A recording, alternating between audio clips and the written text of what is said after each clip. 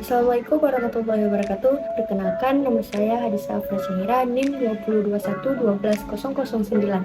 Saya dari kelompok 9. Hari ini saya akan mempresentasikan tugas saya dengan judul Perpajakan dan Pendapatan Negara dalam Islam. Salah satu instrumen pendapatan negara adalah pajak. Pungutan pajak sangat diperlukan untuk menutupi anggaran atau belanja negara. Besarnya pajak yang diterima pemerintah dipengaruhi oleh tingkat pendapatan. Sebaliknya, pajak dapat mempengaruhi pola laku produksi atau konsumsi. Baik, sebelum itu kita harus mengetahui apa itu pajak. Secara hukum, pajak dapat didefinisikan sebagai iuran wajib kepada pemerintah yang bersifat memaksa dan legal berdasarkan undang-undang, sehingga pemerintah mempunyai kekuatan hukum untuk menindak wajib pajak yang tidak memenuhi kewajibannya. Walaupun pajak sifatnya memaksa, pemerintah tidak mempunyai kewajiban untuk membalas jasa secara langsung kepada para pembayar pajak. Pajak dipungut untuk menjalankan roda pemerintahan.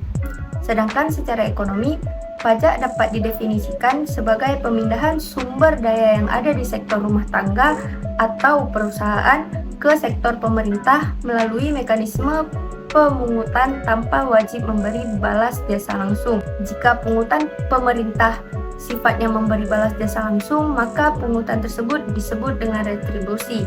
Dan bagaimana pajak dalam Islam? Dalam istilah bahasa Arab, terdapat beberapa kata yang dipersepsikan sama dengan pajak. Di antara kata tersebut adalah yang pertama al-urs, yang kedua al-maks, yang ketiga al-kharaj, dan yang terakhir ad-doribah. Yang mana ad-doribah ini dianggap lebih mendekati dengan istilah pajak yang sebenarnya. Ad-doribah yang secara etimologi berasal dari kata doraba yadribu darban, yang artinya mewajibkan, menetapkan, menentukan, memukul, menerangkan, dan membebankan. Ad-dorbu atau pajak lebih dipahami sebagai kata beban. Pajak disebut beban karena ia merupakan kewajiban tambahan atau tatawu bagi kaum muslim setelah zakat, sehingga penerapannya akan dirasakan sebagai sebuah beban atau pikulan yang berat. Dalam Islam, kebijakan fiskal merupakan salah satu perangkat untuk mencapai tujuan syariah, yang menurut Imam Ghazali termasuk peningkatan kesejahteraan dengan tetap menjaga keimanan, kehidupan, intelektualitas, kekayaan, dan kepemilikan. Perspektif ekonomi konvensional, Adi Warman Karim menjelaskan bahwa dalam struktur APBN terdapat beberapa instrumen atau alat dan cara yang digunakan untuk menghimpun dana guna menjalankan pemerintahan. Antara lain, yang pertama, melakukan bisnis. Pemerintah dapat melakukan bisnis seperti perusahaan lainnya, misalnya dengan mendirikan BUMN. Yang kedua, pajak penghimpun dana yang umum dilakukan adalah dengan cara menarik pajak dari masyarakat. Pajak dikarenakan dalam berbagai bentuk, seperti pajak pendapatan, pajak penjualan, pajak bumi dan bangunan, dan pajak yang lain-lainnya. Yang ketiga, meminjam uang. Pemerintah dapat meminjam uang dari masyarakat atau sumber-sumber yang lainnya dengan syarat harus dikembalikan di kemudian harinya. Berikut adalah sumber-sumber pendapatan negara dalam Islam. Yang pertama ada ghanimah, yang kedua fai'i, yang ketiga sedekah atau zakat. Yang pertama ada ghanimah. Ghanimah merupakan salah satu pendapatan negara yang diperoleh dari hasil kemenangan dalam perperangan. Inilah sumber pendapatan utama negara Islam periode awal. Ghanimah secara khusus diatur langsung dalam Al-Quran Surah Al-Anfal ayat 41, yaitu 4/5 dibagi kepada para prajurit yang ikut dalam perang, sedangkan 1/5-nya diberikan kepada Allah, Rasulnya, karib sahabat Nabi, anak-anak yatim, kaum miskin, dan ibnu sabil. Yang kedua ada fai'i.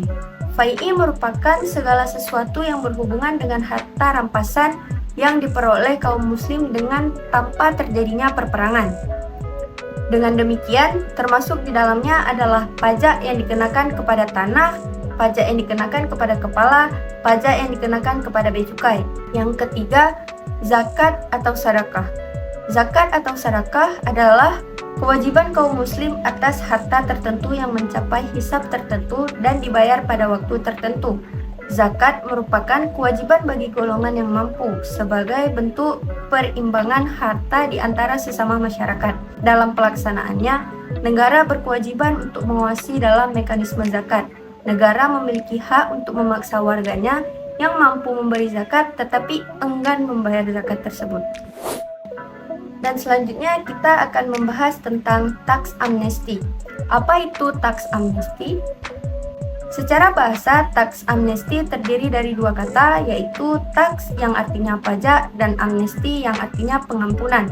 Jadi secara bahasa, tax amnesty dapat diartikan dengan pengampunan pajak. Secara istilah, tax amnesty adalah penghapusan pajak yang seharusnya terutang, tidak dikenai sanksi administrasi perpajakan dan sanksi pidana di bidang perpajakan dengan cara mengungkap harta dan membayar uang tebusan sebagaimana diatur dalam ketentuan yang berlaku. Dapat disimpulkan bahwa tax amnesty merupakan penghapusan pajak terhadap wajib pajak karena telah melanggar dalam pembayaran pajak dengan membayar uang tebusan terhadap subjek pajak tersebut sesuai dengan ketentuan yang berlaku.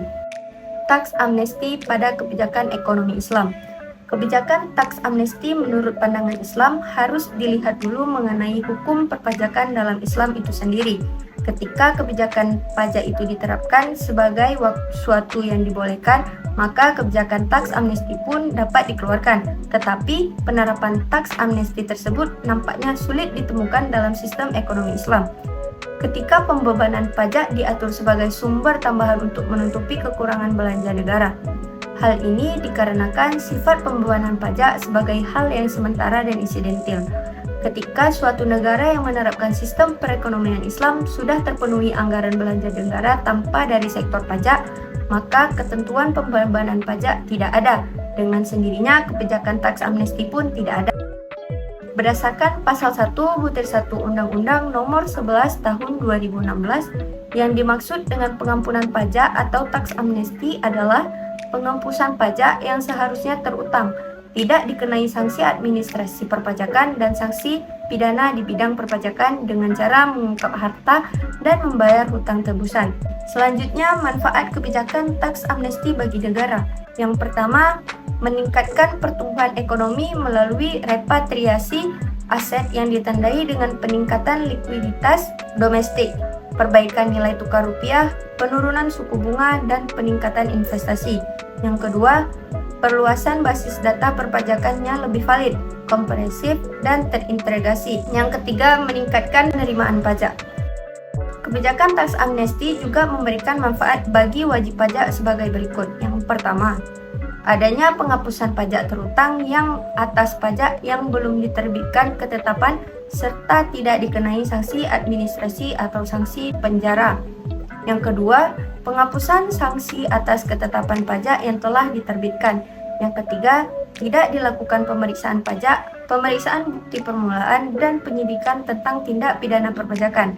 Yang keempat, penghentian pemeriksaan pajak, pemeriksaan bukti permulaan, serta penyidikan tindak pidana perpajakan dalam hal wajib pajak sedang dilakukan pemeriksaan pajak, pemeriksaan bukti permulaan, dan penyidikan tindak pidana perpajakan. Kelima, penghapusan PPh final atas pengalihan harta berupa tanah atau bangunan serta saham yang ada.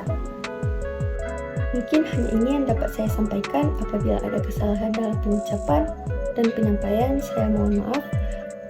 Saya akhiri. Assalamualaikum warahmatullahi wabarakatuh.